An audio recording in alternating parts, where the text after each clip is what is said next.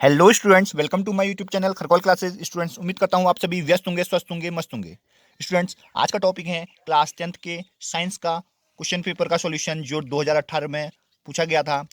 उसका first part मैंने पहले अपलोड कर दिया था स्टूडेंट्स, और बाकी के क्वेश्चंस आज सॉल्व करेंगे हम। पहला क्वेश्चन जो है वो है 15 सेंटीमीटर फोकस दूरी वाले अवतल दर्पण से 20 सेंटीमीटर की दूरी पर 4 सेंटीमीटर लंबी वस्तु रखी है। प्रतिबिंब की स्थिति, आकार व प्रकृति बताइए बोलता है। ठीक है, तो क्वेश्चन में क्या दिया हुआ है स्टूडेंट, सबसे पहले नोट कीजिएगा कि दर्पण जो है वो अवतल है या उत्तल है। ठीक है, अवतल है क्योंकि इससे आपको हेल्प मिलती है किसमें, कि किसमें क्या साइन लगेगा। जैसे 15 सेंटीमीटर फोकस दूरी है, ठीक है, तो फोकस दूरी दे रखी है आपको 15 सेंटीमीटर। तो आप क्या करेंगे, देखिए इसमें फोकस दूरी 15 है तो अवतल में माइनस में रहता है फोकस दूरी। ठीक है, तो 15 में माइनस लग जाएगा, माइनस 15 सेंटीमीटर वाली फोकस दूरी होगी, है ना। फिर 20 सेंटीमीटर की दूरी पर 4 सेंटीमीटर लंबी वस्तु रखी है। तो ये वस्तु की वस्तु दूर रखी हुई है ना 20 सेंटीमीटर, तो वस्तु क्या होती है स्टूडेंट, यू होती है ना। यू तो आप जानते ही हो स्टूडेंट्स, चाहे उत्तल हो चाहे अवतल हो, दोनों में क्या होता है, माइनस में होता है। ठीक है, और 40 सेंटीमीटर लंबी है, ये हाइट बता दी है, तो एच बराबर क्या हो जाएगा, 4 सेंटीमीटर हो जाएगा। ठीक है स्टूडेंट्स, अब आप एफ और यू की मदद से वी निकाल लेंगे।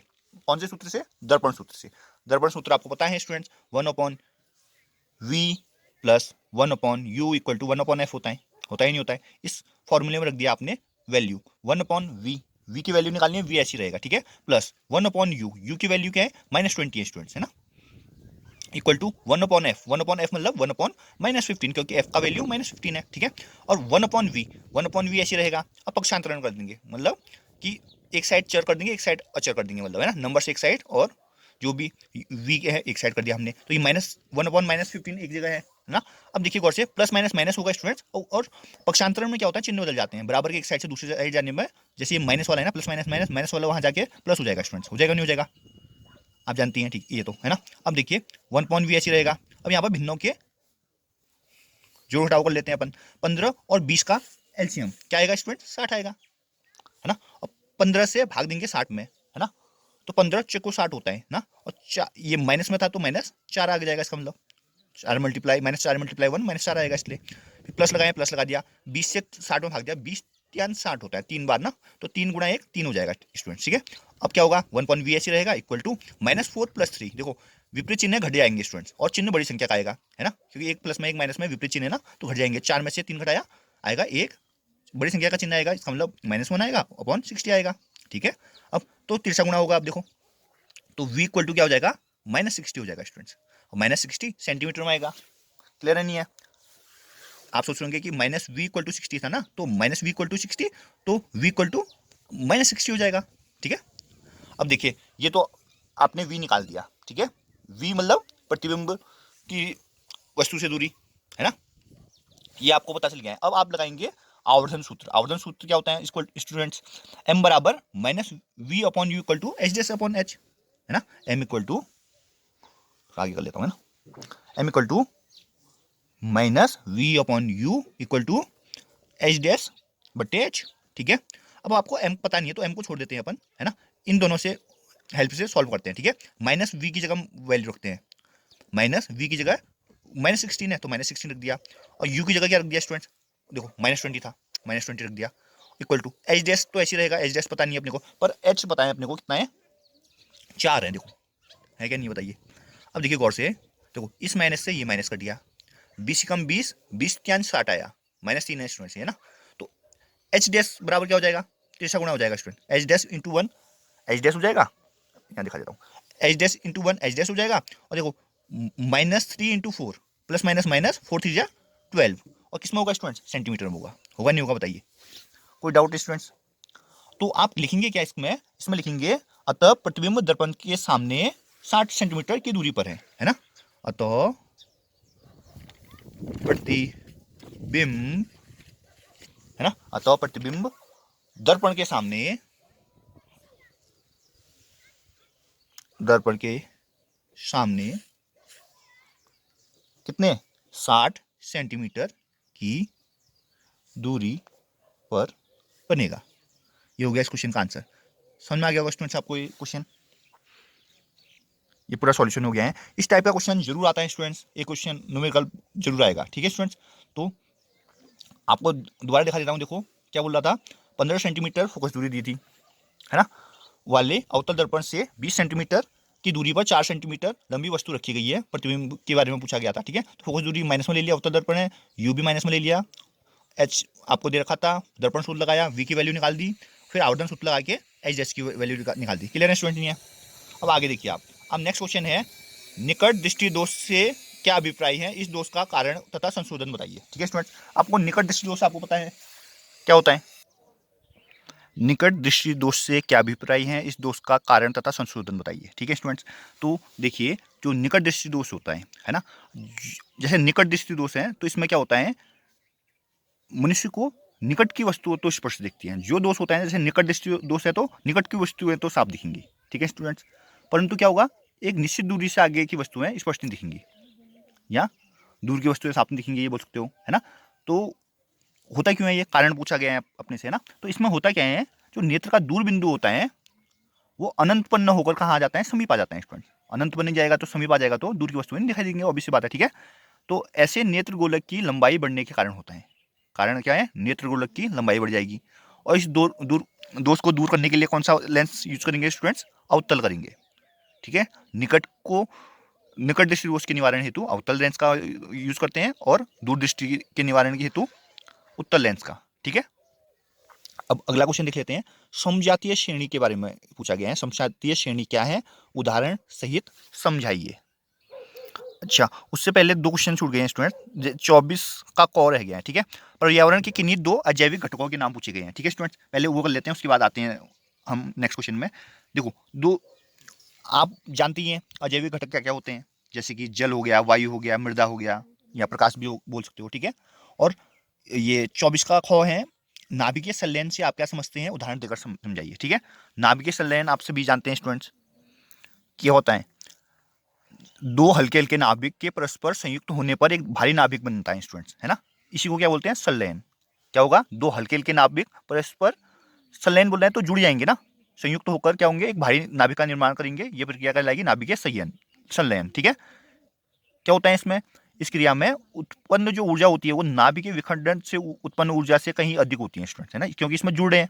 ठीक है, इसका आप उदाहरण बोल रहे हैं तो उदाहरण में समझा देता हूँ। देखिए, तो होगा क्या इसमें, ड्यूटेरियम यानी कि 1H2 1H2 में ड्यूटेरियम जुड़ के क्या बनेगा स्टूडेंट्स, ट्राइटेरियम बनेगा, मतलब 1H3 बनेगा, और साथ में एक प्लूटोनियम बनेगा। और कितनी मेगा इलेक्ट्रॉन वोल्ट ऊर्जा निकलेगी, 4 मेगा इलेक्ट्रॉन वोल्ट ऊर्जा निकलेगी। ठीक है स्टूडेंट्स, अब फिर क्या होता है, जो ट्राइटेरियम है मतलब 1H3 है, जो किससे संग जुड़ता है, 1H2 यानी कि ड्यूटेरियम से जुड़ के क्या बनेगा, हीलियम बनाएगा, 2He4 प्लस न्यूट्रॉन प्लस कितनी एनर्जी निकलेगी, 17.6 मेगा इलेक्ट्रॉन वोल्ट। ठीक है स्टूडेंट्स, तो ये है, ये इसकी एग्जाम्पल भी हो गया आपके सामने। ठीक है स्टूडेंट्स, अब देखिए अगला क्वेश्चन, समजातीय श्रेणी क्या है, उदाहरण सहित समझाइए बोलता है। ठीक है स्टूडेंट्स, तो समजातीय श्रेणी आप सभी जानते हैं, समजातीय श्रेणी यौगिकों का एक ऐसा समूह होता है स्टूडेंट्स, या ऐसा एक परिवार होता है जिसमें एक ही क्रियात्मक समूह विद्यमान होता है। ठीक है स्टूडेंट्स, परंतु क्या होता है, श्रृंखला की लंबी भिन्न भिन्न होती है ना, श्रृंखला की लंबाई जो रहेगी वो भिन्न भिन्न होगी। ठीक है, कहने का मतलब ये है कि इसमें एक ही क्रियात्मक समूह रहेगा और लंबाई तो भिन्न भिन्न होगी, मतलब इनके बीच का गैप भी समान होगा, है ना, इनके रासायनिक गुणधर्म समान होंगे, है ना, पर भौतिक गुणधर्म भिन्न भिन्न होते हैं। नॉर्मली हम देखते हैं कि दो क्रमागत समजातीय श्रेणियों में CH2 का अंतर होता है स्टूडेंट। ठीक है, जैसे कि एल्केन में आप जानते हो, क्या जानते हो स्टूडेंट्स, एल्केन में एल्केन CnH2n+2 होता है, CnH2n+2 का फॉर्मूला होता है एल्केन का, आप जानते हैं ना। तो इनमें क्या होता है, देखो अगर n की जगह 1 रखते हैं तो क्या आएगा, CH2 CH4 आ जाएगा, और n की जगह 2 रखेंगे तो क्या आएगा, C2 हो जाएगा, 2 रख रहे हैं, और H क्या हो जाएगा, देखो 2 4 2 6। तो देखो इन दोनों में गैप कितना है, एक कार्बन का अंतर है और 2 हाइड्रोजन, CH2 का अंतर है ना, तो इसका मतलब CH2 का गैप है, समजातीय श्रेणी कहलाएगा। समझ में आया नहीं आया आपको, बताइए। तो ये एग्जाम्पल हो गया। ठीक है स्टूडेंट्स, अब उदाहरण भी दे दिया हमने। अब नेक्स्ट क्वेश्चन बोला है, एस्टरीकरण क्या है, रासायनिक समीकरण से समझाइए। तो एस्टरीकरण जो होता है स्टूडेंट्स, वो एथेनोइक अम्ल तथा जो एथेनोइक अम्ल शांत सल्फ्यूरिक अम्ल की उपस्थिति में अल्कोहल से क्रिया करके एस्टर बनाता है स्टूडेंट्स, है ना। देखो इसका आप रिएक्शन भी लिख सकते हैं, है ना, रासायनिक समीकरण सहित समझाइए बोलता है, तो आप समीकरण लिख सकते हैं। बता देता हूँ मैं कैसे लिखने समीकरण।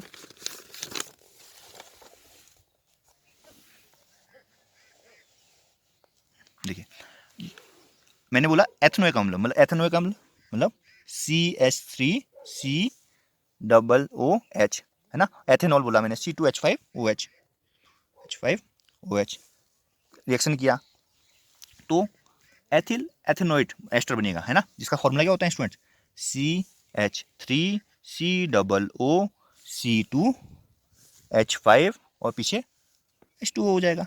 तो यही क्या होता है, एस्टर बोलते हैं इसको, क्या बोलते हैं, एस्टर। तो कहने का मतलब ये है, इसमें क्या हुआ, एथेनोइक अम्ल ने क्या किया, है ना, ये एथेनोइक अम्ल है स्टूडेंट्स, एथेनोइक अम्ल है, और शांत सल्फ्यूरिक अम्ल की उपस्थिति में अल्कोहल से क्रिया की, है ना, और क्या बना दिया, एस्टर बनाया एथिल एथेनोइट, और जल निकला, ठीक है। तो ये है, तो किस इसका कहने का मतलब ये है, किसी कार्बोक्सिलिक अम्ल की अल्कोहल से अभिक्रिया के फलस्वरूप एस्टर का बनना क्या कहलाएगा, एस्टरीकरण। एस्टर बना इसमें, इसलिए क्या प्रक्रिया कहलाएगी, ये प्रक्रिया कहलाएगी एस्टरीकरण, ठीक है। 26वां क्वेश्चन है स्टूडेंट्स, क्या बोलता है, एक धातु तथा एक अधातु का नाम लिखिए जो सामान्य ताप पर द्रव अवस्था में पाई जाती है। तो आपको पता है धातु मरकरी है, पारा Hg बोलते हैं इसको, है ना, और धातु आपको पता है ब्रोमीन होती है, ठीक है स्टूडेंट्स। अब पूछा है 26 का ख, 26 का ख क्या क्वेश्चन है स्टूडेंट, पूछा गया है आयनिक यौगिकों के सामान्य गुणधर्मों का उल्लेख कीजिए, स्पष्ट कीजिए कि आयनिक यौगिकों का गलनांक उच्च क्यों होता है, ठीक है स्टूडेंट्स। तो आयनिक यौगिकों के बारे में आपको पता ही है स्टूडेंट्स, ठीक है, क्या होता है आयनिक यौगिकों के गुणधर्म, गुणधर्म में आप लिख सकते हो, देखो भौतिक प्रकृति बता सकते हो आप इनके, है ना। आयनिक यौगिकों क्या होते हैं, ठोस होते हैं, कठोर भी होते हैं, है ना। आयनिक आयनिक है तो इनका मतलब इनमें आयन होंगे, कैसे आयन होंगे, धन या ऋण हो सकते हैं स्टूडेंट, है ना, और इनमें प्रबल आकर्षण बल रहेगा, है ना, और ये भंगुर रहते हैं स्टूडेंट्स, दाब डालने पर टूट जाएंगे, ठीक है। विलेयता वाला गुणधर्म बता सकते हो आप, क्या होता है विलेयता गुणधर्म, इसका मतलब ये होता है कि ये जो आयनिक यौगिक होते हैं वो सामान्यतः जल में विलेय होते हैं, तथा विलायकों जैसे कि केरोसिन हो गया, पेट्रोल हो गया आदि में क्या होते हैं, अविलेय होंगे। अब तीसरा आप पॉइंट गलनांक क्वथनांक का दे सकते हो, जिसके बारे में इन्होंने बोला भी है, क्या बोल सकते हो, इनके गलनांक तथा क्वथनांक क्या होंगे, उच्च होंगे। इसके कारण यह इनमें उपस्थित प्रबल अंतराण्विक आकर्षण बल को तोड़ने के लिए पर्याप्त ऊर्जा की आवश्यकता पड़ेगी, तभी तो इनको गलनांक उच्च क्यों होते हैं बोल रहे हैं, तो इसी की वजह से वो ज्यादा ऊंचे होते हैं इनके गलनांक, है ना, क्योंकि इनके प्रबल जो अंत आणविक बल है उस आकर्षण बल को तोड़ने के लिए हमको पर्याप्त पर्याप्त ऊर्जा की आवश्यकता पड़ेगी ना, इसलिए, ठीक है। अब विद्युत चालकता बोलता है, क्या होता है विद्युत चालकता, इसका गुणधर्म है जो एक, है ना, इससे बोल सकते हो आप विद्युत का चालन आवेशित कणों की गति के कारण संभव होता है, ठीक है। इस टाइप का आप बोल के सॉल्व कर सकते हैं, इस क्वेश्चन का आंसर कर सकते हैं, ठीक है स्टूडेंट्स। अब अगला क्वेश्चन देखिए जो कि बोलता है भर्जन तथा निस्तापन में क्या अंतर है, जिंक के अयस्क के भर्जन एवं निस्तापन के समय होने वाली रासायनिक समीकरण बताइए, ठीक है स्टूडेंट्स। तो भर्जन और निस्तापन आपको पता होना चाहिए स्टूडेंट्स, क्या होता है करके। तो भर्जन और निस्तापन आपको बता देता हूं मैं, देखो भर्जन जो होता है, भर्जन में क्या होता है, एस्को को वायु की उपस्थिति में गर्म करके क्या बनाए जाते हैं, ऑक्साइड में परिवर्तित किया जाता है, ठीक है। और निस्तापन में क्या होता है स्टूडेंट, एस्को को निस्तापन में एस्को को वायु की अनुपस्थिति में गर्म करके क्या होता है, ऑक्साइड में परिवर्तित किया जाता है, ठीक है। और अब पूछ रहे हैं ये जिंक के साथ एस्क की रिएक्शन पूछा है, ठीक है। जिंक के साथ रिएक्शन में बता देता हूं आपको, देखिए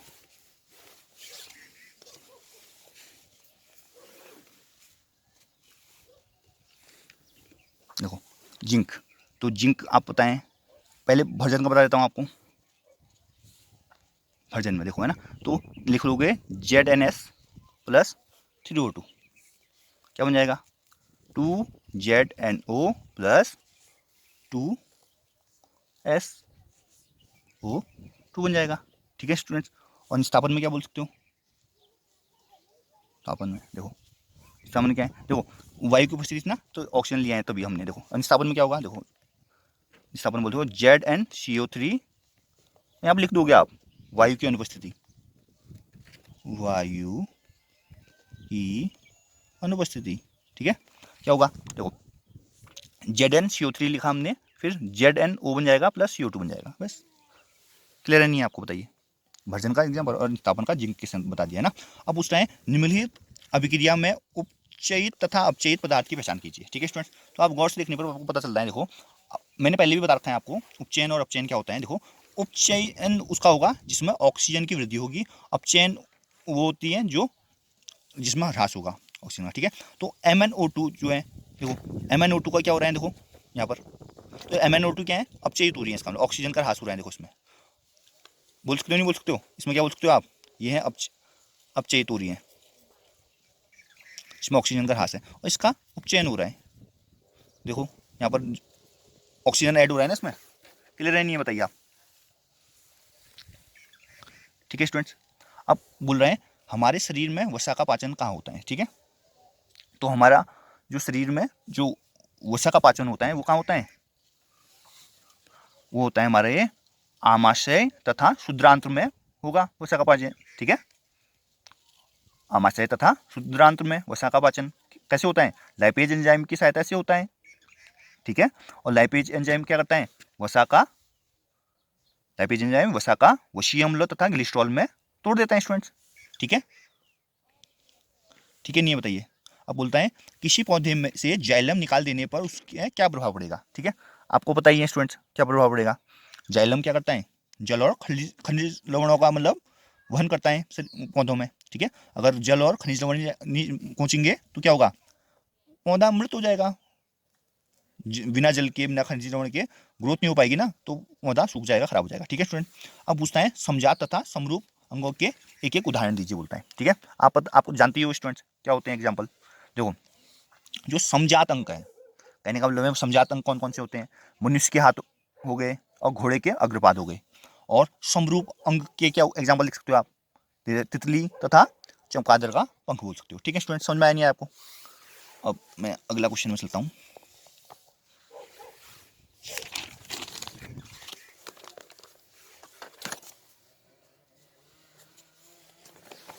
देखिए स्टूडेंट, ये है न्यूमेरिकल, बहुत ही इंपॉर्टेंट न्यूमेरिकल स्टूडेंट, ध्यान से देखिएगा। पेपर ले लेता हूँ मैं सॉल्व करने के लिए। देखो क्या बोल रहे हैं, दिए गए परिपथ आरेख में गणना कीजिए। देखो परिपथ आरेख बना रखा है, देखो क्या बोलता है, प्रत्येक प्रतिरोध से प्रवाहित विद्युत धारा।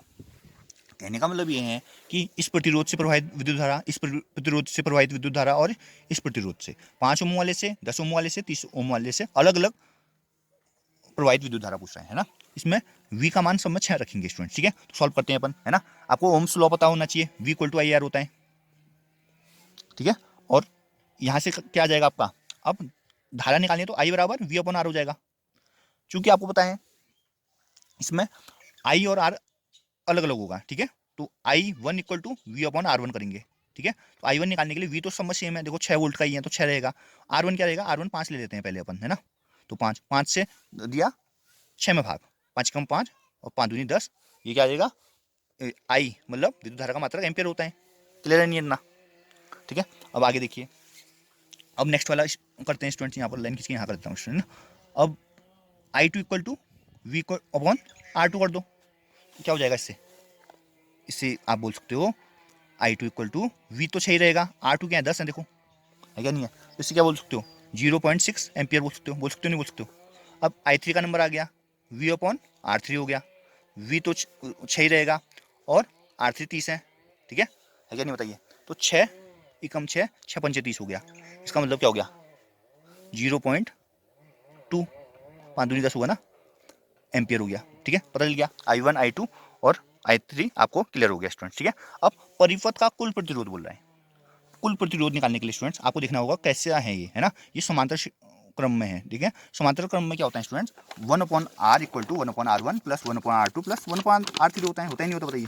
तो यहाँ पर क्या कर देंगे हम, 1/R = 1/R1 + 1/R2 + 1/R3 लगा के क्या निकाल देंगे, R निकाल देंगे। ठीक है, तो 1/R = 1/R1 + 1/R2 + 1/R3, formula लगाया हमने, तो 1/R ऐसे रहा, 1/R1 की जगह में रखेंगे 5, R2 की जगह में रखेंगे 10, R3 की जगह में 30, अब हम करेंगे इसको सॉल्व। देखिए अब 1/r ऐसे रखा, देखो 5, 10 और 30 का लॉस हो क्या आएगा, 30 आएगा।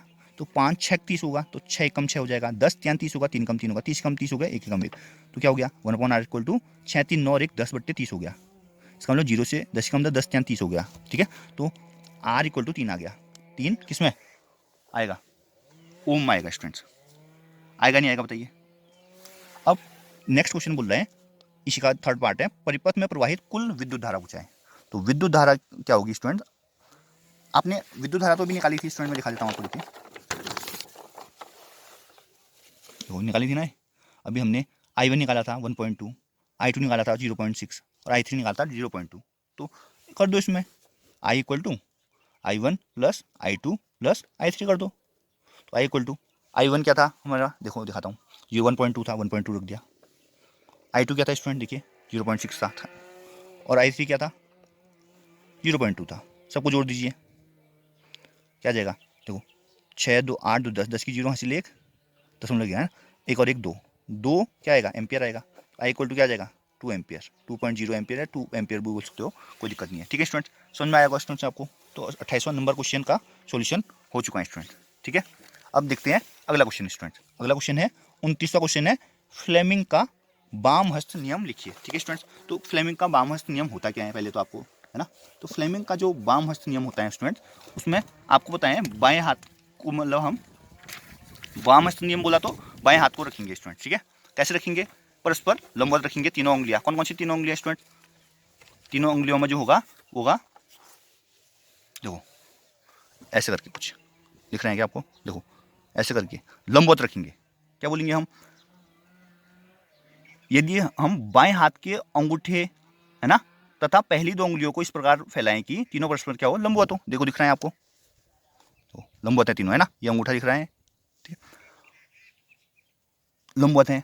तब यदि मध्यमा चालक में प्रवाहित धारा, तो ये मध्यमा बोले तो ये वाली उंगली, ये वाली उंगली, ठीक है स्टूडेंट, जो हिला रहा हूं मैं, ये क्या है, चालक में प्रवाहित विद्युत धारा की ओर प्रदर्शित करे, है ना, मध्यमा चालक में प्रवाहित धारा की ओर। और जो तर्जनी है, ठीक है, वो किसको, चुंबकीय क्षेत्र को, ये किसको, चुंबकीय क्षेत्र को, ठीक है। दिशा करे तो अंगूठा किसको, चालक पर लगने वाले बल की दिशा को इंगित करेगा। दोबारा समझा रहा हूं, देखो बाएं हाथ का नियम बोल रहे हैं फ्लेमिंग का, तो बाएं हाथ की तीन उंगलियों को परस्पर लंबवत रखें। तीन उंगलियां कौन सी, अंगूठा, है ना, मध्यमा और तर्जनी को परस्पर लंबवत रखा, जैसे मैंने रखा है देखो लंबवत, है ना। तो क्या बोला हमने, जो मध्यमा होगी वो चालक में प्रवाहित विद्युत धारा, मध्यमा चालक में प्रवाहित विद्युत धारा की ओर इंडिकेट करेगी, और तर्जनी क्या किसको करेगी, चुंबकीय क्षेत्र की दिशा की ओर। तो जो अंगूठा है वो किस पर निर्देशित करेगा, चालक पर लगने वाले बल की दिशा की ओर इंगित करेगा स्टूडेंट्स, ठीक है। ये तो आप लिख लेंगे। अब पूछा गया है नेक्स्ट क्वेश्चन कि प्रत्यावर्ती धारा तथा दिष्ट धारा के बारे में बोला गया है स्टूडेंट, ठीक है। प्रतिधारा और दिष्ट धारा, एसी और डीसी बोलते हैं स्टूडेंट्स को ना।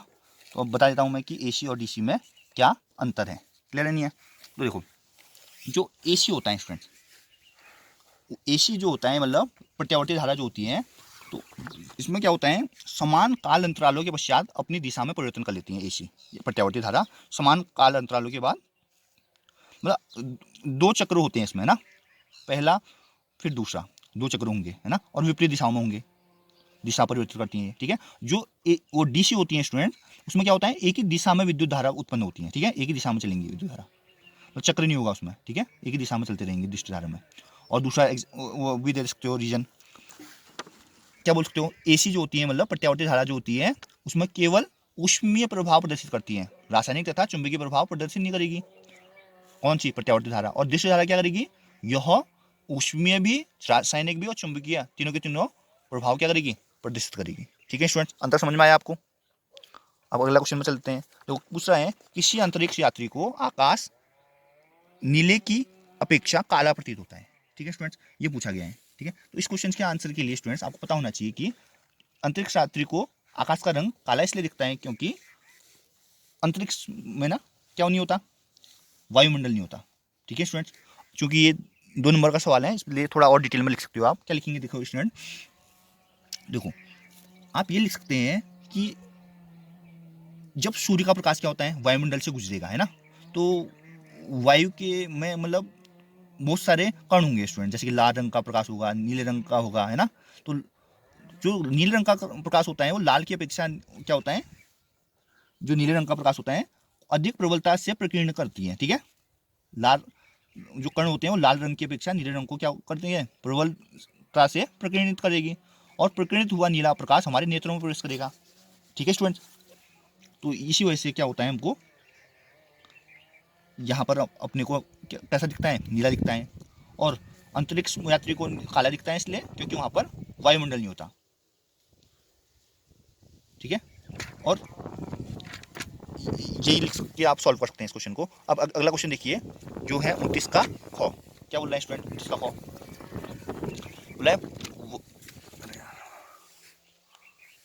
बोल रहा है प्रकाश वायु से 1.50 अपवर्तनांक के कांच में प्रवेश करती है। कांच में प्रकाश की चाल क्या होगी यदि वायु में प्रकाश की चाल दे रखी है 3 × 10⁸ मीटर प्रति सेकंड दे रखे हैं स्टूडेंट। ठीक है, ध्यान से देखिए आप, जो न्यूमेरिकल है कैसे सॉल्व होगा। इसमें जो यहाँ सॉल्व करेंगे अपन, देखो इसमें जो दिया है अपने को अपवर्तनांक दिया है, अपवर्तनांक को आपको पता ही होना चाहिए कि किससे डिनोट करते हैं स्टूडेंट, एन से डिनोट करते हैं। देखो दोबारा बोल देता हूँ, प्रकाश वायु में 1.50 अपवर्तनांक के कांच के में प्रवेश करता है। कांच में प्रकाश की चाल क्या होगी यदि वायु में प्रकाश की चाल 3 × 10⁸ है। तो इसमें दे रखा है एन बराबर दे रखा है आपको 1.50। ठीक है स्टूडेंट, और जो प्रकाश की चाल देगा सी है 3 × 10⁸ मीटर प्रति सेकंड बोल रखा है। ठीक है, तो अब आपको पता होना चाहिए फॉर्मूला v बराबर c अपॉन एन, एक फॉर्मूला होता है स्टूडेंट। ठीक है, तो v बराबर c है 3 × 10⁸ और n है 1.5, तो ये डेढ़ कम डेढ़, डेढ़ दूनी 3 हो गया। तो v बराबर क्या बोल सकते हो आप यहाँ से, v बराबर बोल सकते हो आप 2 × 10⁸ क्या बोल सकते हो, मीटर प्रति सेकंड। ये हो गया आंसर, समझ में आ गया होगा स्टूडेंट, फॉर्मूले बेस्ड क्वेश्चन था। ठीक है, अब बोल रहा है एक संसाधन के रूप में वन का क्या महत्व है। तो आपको पता होना चाहिए स्टूडेंट, वन तो बहुत ही ज़्यादा इंपॉर्टेंट है स्टूडेंट। क्यों, वन से हमको लकड़ियाँ मिलती हैं, वनों से हमको क्या औषधियाँ मिलती हैं, है ना, वन से हमको क्या मिलती हैं, फल फ्रूट्स मिलेंगे ना। वन क्या करते हैं, भूस्खलन होने से रुकते हैं, पेड़ पौधे की जड़ें मतलब मिट्टी को जगड़े रखती हैं जिससे भूस्खलन नहीं होगा, है ना, पानी का स्रोत मिल सकता है स्टूडेंट्स, है ना। और आप ये बोल सकते हो कि वन हमारी मतलब वो वायु को प्रदूषित नहीं मतलब प्रदूषित होने से बचाते हैं, है ना, कम प्रदूषण होगा क्योंकि ऑक्सीजन देते हैं ना पेड़ पौधे प्रकाश संश्लेषण की अभिक्रिया में। और क्या बोल सकते हो आप, पेड़ पौधों से हम बहुत सी मतलब चीज़ें बनाते हैं, बहुत से मतलब औजार बनाते हैं, वो देखो ईंधन के रूप में यूज़ करते हैं। ठीक है, इस टाइप का आप बहुत सारी चीज़ें इसमें लिख सकते हैं स्टूडेंट, है ना। अब 30वां क्वेश्चन आता है, क्या बोला है 30वां क्वेश्चन, 30वां क्वेश्चन है कि जल संग्रहण से आप क्या समझते हैं, जल संरक्षण के लिए किए जाने वाले 2 परंपरागत विधियां। तो जल संरक्षण जैसे कि नाम से ये बताएं स्टूडेंट्स, क्या बोल रहे हैं, जल संरक्षण मतलब जल को संग्रहित करना। क्या होता है, मतलब जल वर्षा के टाइम में जब हम वर्षा होती है तो हम उसको क्या कर सकते हैं, जमा कर सकते हैं स्टूडेंट्स, कर सकते हैं नहीं कर सकते। इससे क्या होगा, कई जगह ऐसी होती हैं स्टूडेंट जहाँ पर पानी अवेलेबल नहीं है, ठीक है, वो वर्षा के जल पर ही डिपेंडेंट है, तो वहाँ पर क्या होता है, जल एकत्र कर देते हैं वो, है ना। और इससे क्या फ़ायदा होता है, इससे 2 फायदे होते हैं। एक तो जो भूमि में जल का स्तर होता है वो बढ़ जाता है, ठीक है, और वहाँ पर मतलब जल संग्रहण हो जाता है। और ये बहुत ही पुरानी संकल्पना है स्टूडेंट्स, है ना। आप एग्जाम्पल दे सकते हो, राजस्थान में जो है ना खादीन, वहाँ क्या करते हैं, बड़े पात्र एवं नाड़ी में क्या करते हैं, मतलब जल का संग्रहण करते हैं स्टूडेंट्स, है ना। उससे क्या होता है, वो जब मतलब वहाँ पर वर्षा होती है तो जल संग्रहण कर लेते हैं, और वर्षा के बाद मतलब उसको यूज़ कर लेते हैं, है ना। जल संग्रहण तकनीक मतलब स्थानीय होती है, आपको बताएं इसका लाभ भी स्थानीय सीमित तक क्षेत्र तक होता है। और क्या होता है,